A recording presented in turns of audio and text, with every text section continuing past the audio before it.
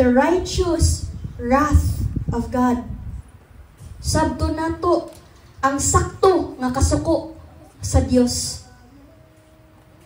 Kung we are just blindly reading the Bible, makaingon jud ta nga hala grabiha masuko ni Lord, no? Makaingon jud ta nga hala grabiha sa silot para ani sakit ra man gud kayo ni oy. Murag di na lang sa alaman ko mobasa or di sa alaman ko maminaw. Ay okay ra ni. Forgiving bitaw si Lord. We say that, oh, the Lord is love. Di na ko mabalaka sa kasuko sa Ginoo kay the Lord is gracious. God is love. Then the God that you're serving is an idol if you believe in that. Kay ang Dios nga tong gialagaran masuko jud igsoon. Masuko gina. Kung ato ang mga gilaktan, ato ang gilakawan, tanan nato nga gibuhat, tanan nato nga mga gipaminaw, tanan nato nga gibuhat, tanan kita si Lord. Ang kasuko sa Ginoo sama sa usa ka dam. Kabalo mo dam, kanabang tubig, anay magpugong. Sige og sige nga gadugang ang tubig sa usa ka dam. Sama sa pud na sa kasuko sa Ginoo tungod sa gibuhat sa mga katawhan sa kalibutan nga mga kasalanan.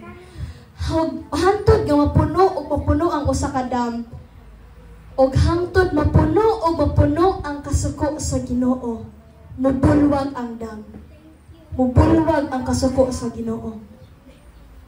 Maong sa katapusan sa kalibutan igsoon diha masinati sa mga katawhan nga wala mituo sa Dios ang kapungot o kasuko sa Ginoo.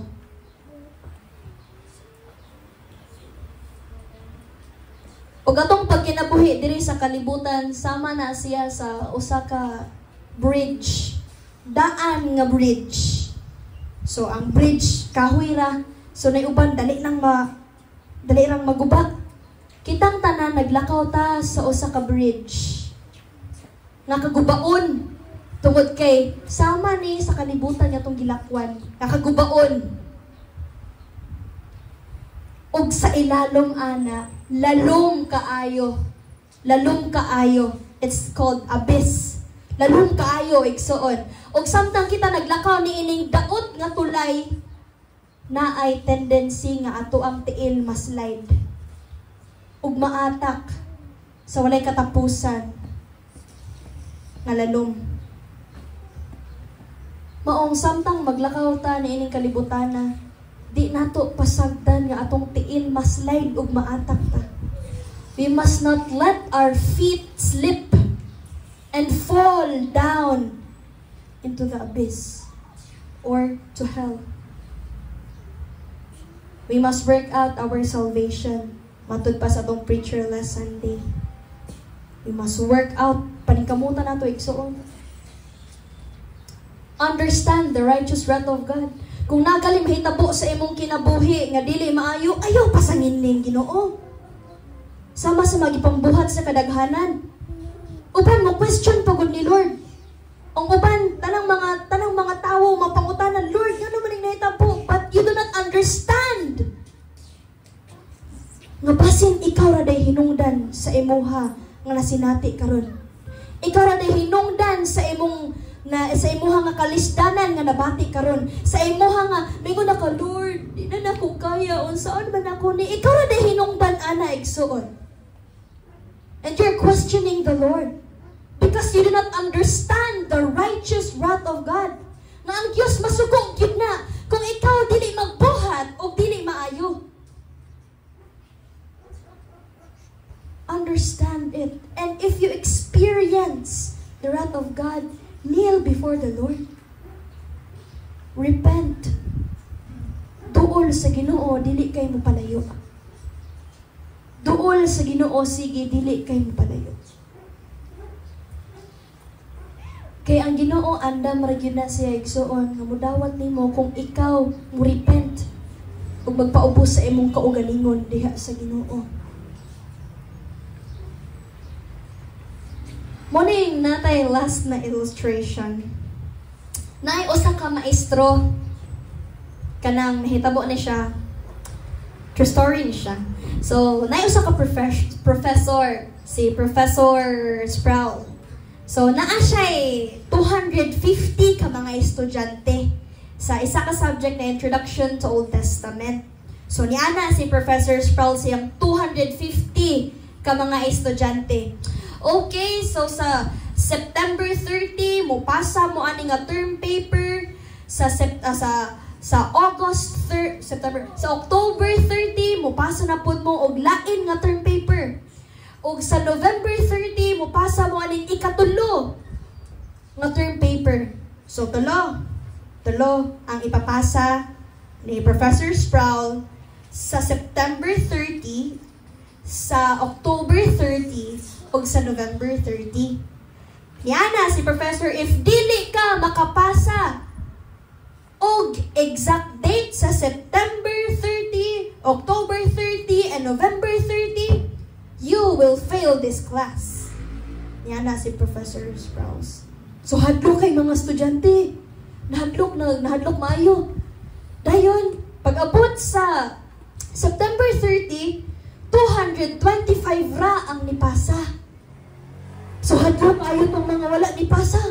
Ana sila, Professor, wala gyud maigo sa time. Wala gyud maigo ang panahon nga mong gihatag, wala na mong mahuman. Pwede mo hatag ka og extension. Mupasa may sunod semana.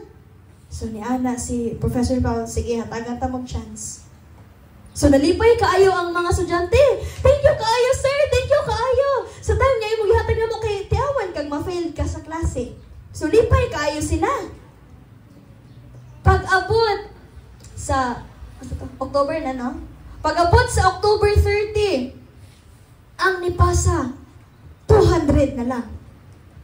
250, then 225, then 200 na lang sa October sa October 30.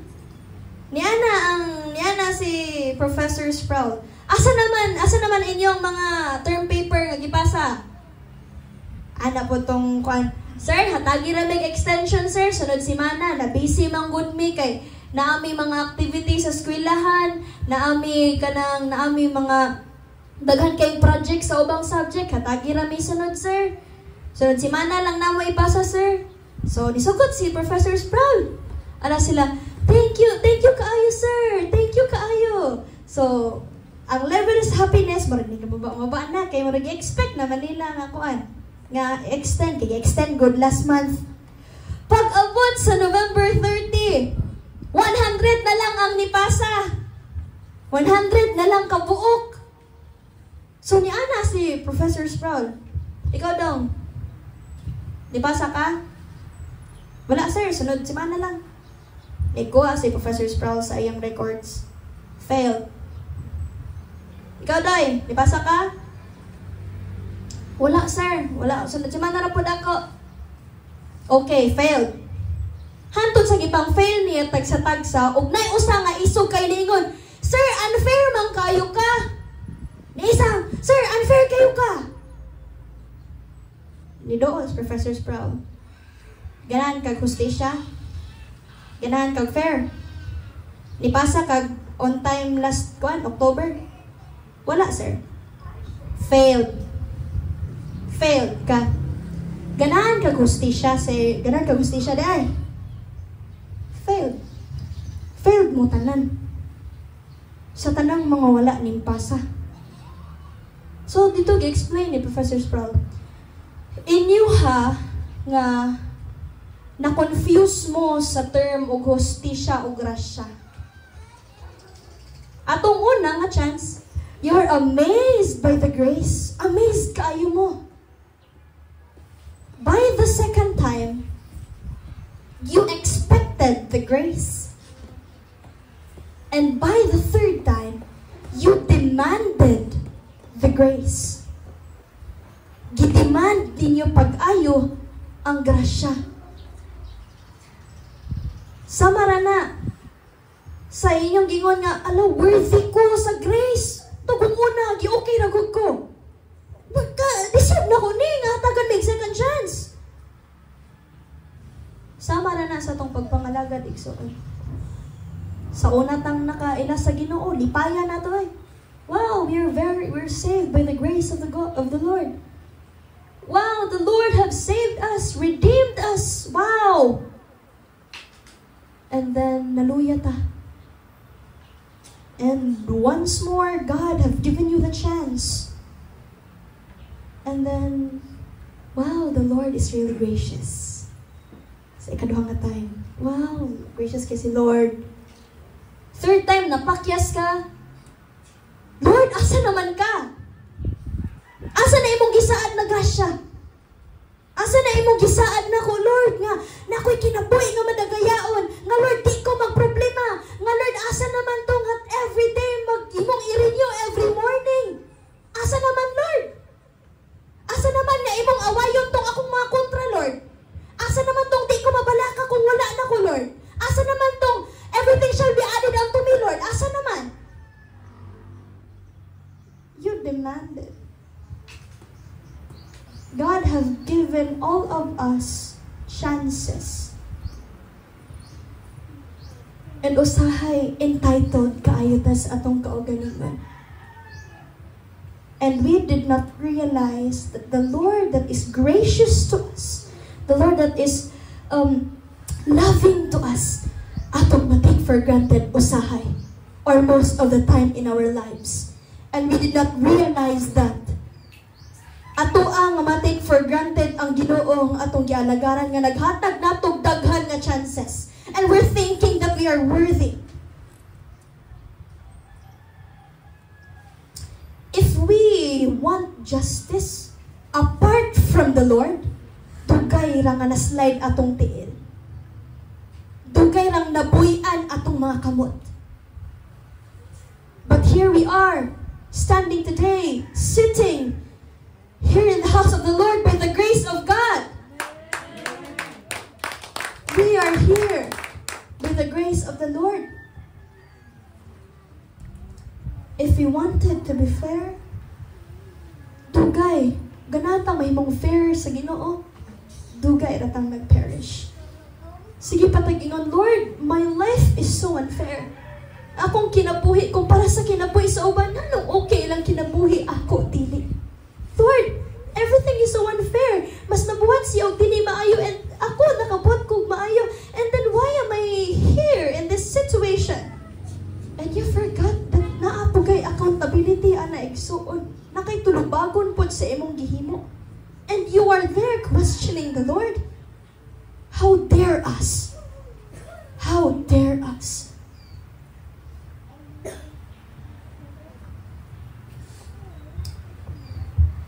For our conclusion, but if there is a God, and there is, and if He is holy, and He is, and if He is just, and He is, then He could not possibly without wrath. Kung naay Diyos, naaman jud. Kung ang Diyos balaan, balaan siya. Kung ang Diyos matarong, matarong siya. So, dili gyud mahimo nga dili masuko ang Diyos. Kay ang Diyos balaan. Kay ang Diyos matarong. God must be regarded holy by as one who come near Him. Kung duol mo sa Ginoo igsoon, ilha nga ang Dios balaan. Dili nato yamong-yamungon atong pagpangalagad sa Ginoo. Ilho nato ang Dios nga Lord, you are holy. You are worthy of everything. O kinsa man ko Lord na imong gihatagan og daghan kaayong chances. Hallelujah.